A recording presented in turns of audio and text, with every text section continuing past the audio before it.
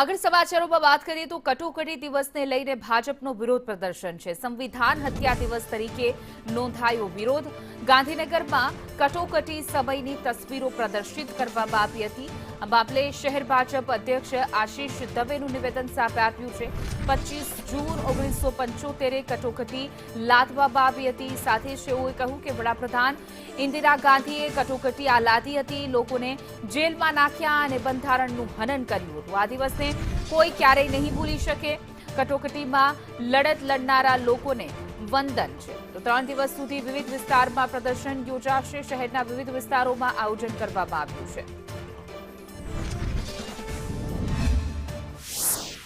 25 જૂન 1975નો એક કાળો દિવસ કે જ્યારે એ વખતના વડાપ્રધાન ઇન્દિરા ગાંધીએ સત્તા ઉપર ટકી રહેવા માટે આ દેશની લોકશાહીને, આ દેશના બંધારણને કચડીને જે નિર્ણય કર્યા એ કટોકટી લાદી અને એના કારણે આ દેશના અનેક લોકોને કોઈ પણ જાતના કારણ વિના જેલમાં પૂરી દીધા, મીડિયા ઉપર સેન્સરશિપ લાદી દીધી।